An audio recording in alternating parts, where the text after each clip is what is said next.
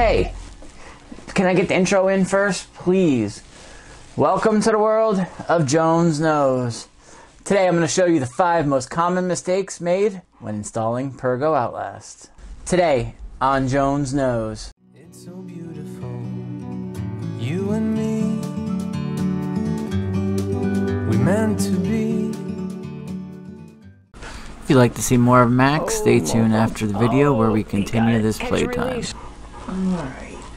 Hi, if you're new to the channel, my name is Tim, this is Max, and as usual, helping me in the videos are my sons, Tristan and Hunter. So today I want to discuss something really important. It's 5 common mistakes that are made when installing Pergo Outlast, but this can also apply to other laminate and possibly vinyl floors. You're spending good money on these floors, can't afford to make huge mistakes. I used to joke and say, practice on other people's homes and not your own.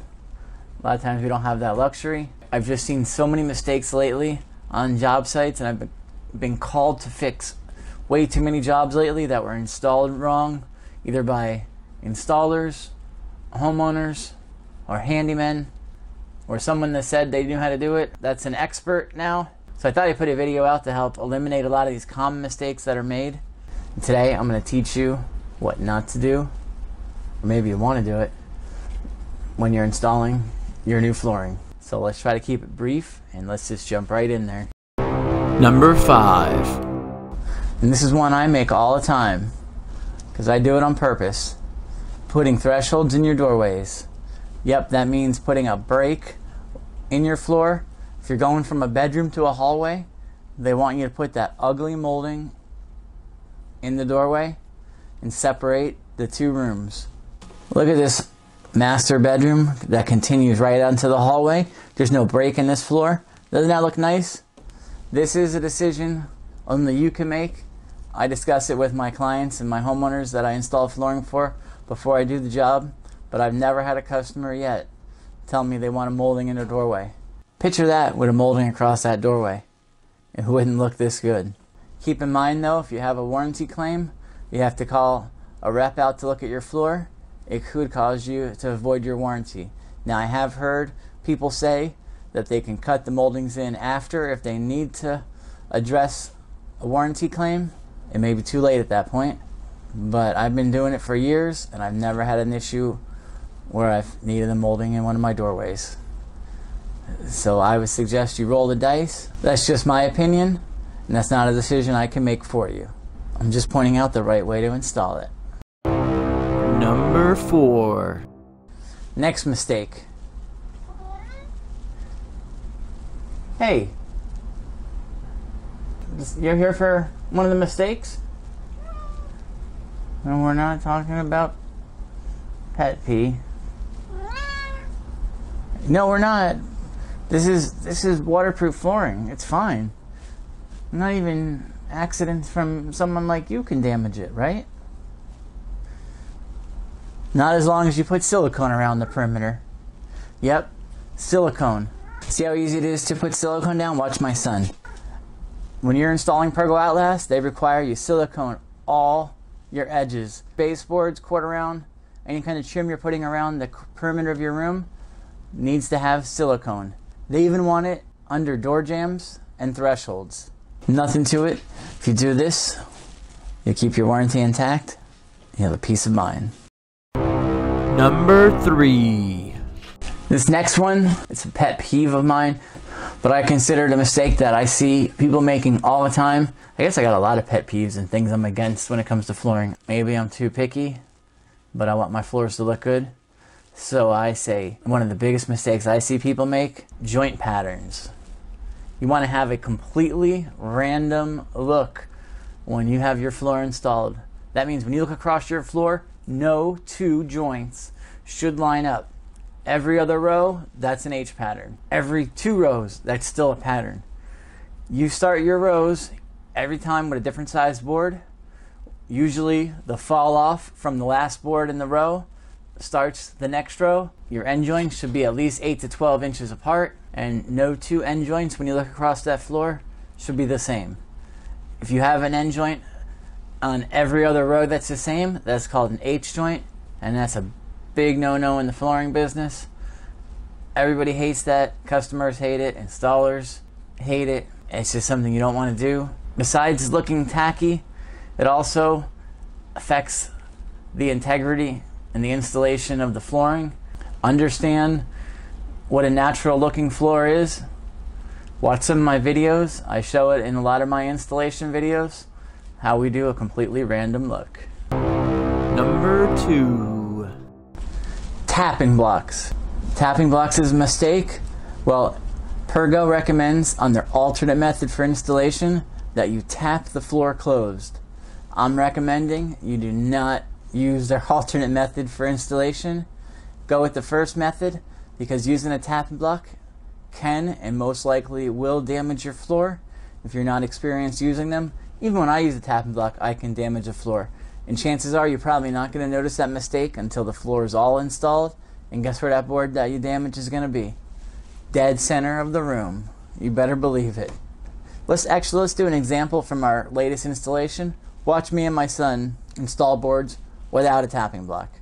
Notice we hook the end joint in and pull the long joint. Me, I like to use a mallet to get my long joint in.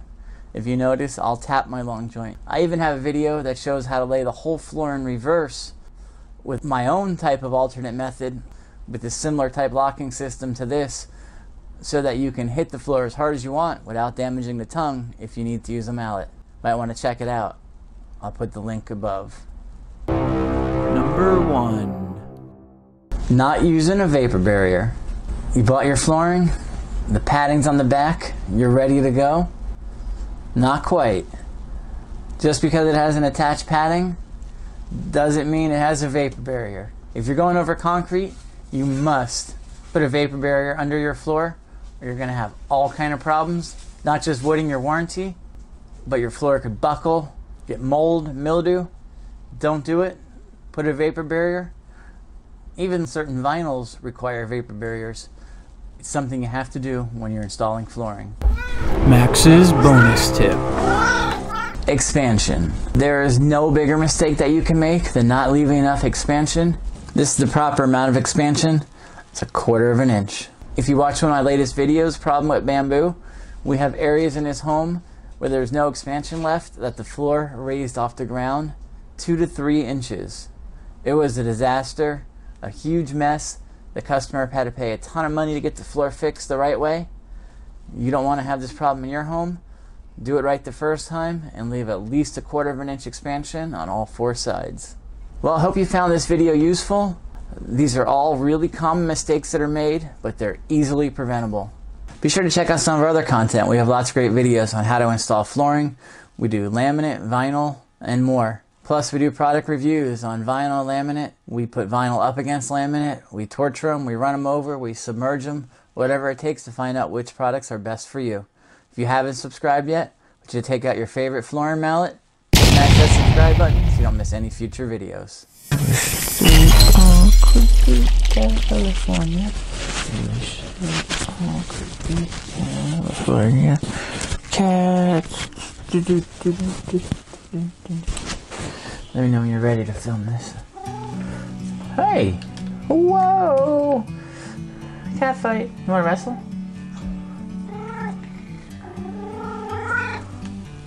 Whoa! Wowzers. Come on, let's do it. Give me 4. Hey. Wow. Deer lion mouth. Go rah. Rah. Go lion mouth on me. Rah. What's up? How was your day? Do you take a big nap? Make any new friends? How's your new house? 2 bedroom, 2 bath? Condo? Right in front of my TV? Corner cube?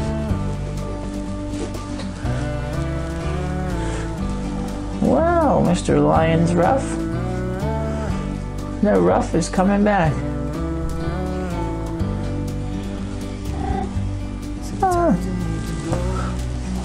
Are we filming yet? Yeah, I'm doing that. Oh. Hey, Mama, come here. Come on. Come here. Come here. Over here. Come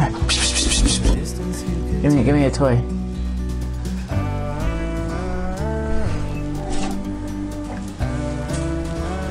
Let's leave it like that. Hey, Mama. Oh, we have an invader. A Russian invader. Whoa. Whoa. Come here. Hey. Oh, oh, he got it. Catch and release. Catch and release. When you go fishing, catch and release. Oh, you almost got it. Almost got it. Almost. Woo. Oh. You don't like, oh, he likes that. He likes that. He doesn't like that. He likes that. Wow.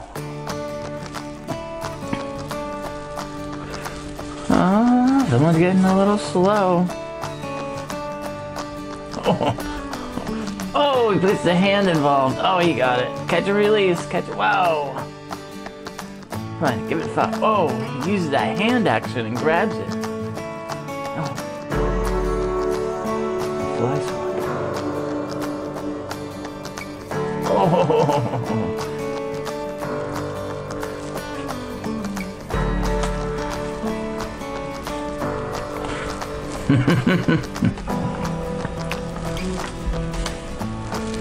It's not mouse. Don't play with my mouse. Play with the.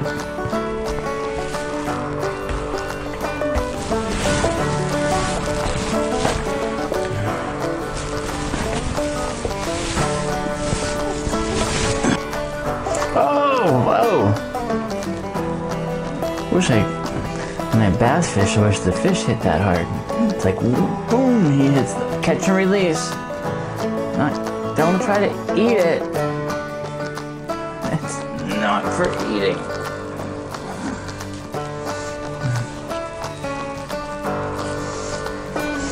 Motor's running. He's like, I'm done. Oh, he had one left in the tank. He doesn't want to let go. He's like, I'm not letting go this time. I'm going to tear it apart so you can't play with it no more. 2, 1, 2, 3, 4, oh, 1, 2. All right, last one. Goodbye. Bye. Come on. Come here. Come here.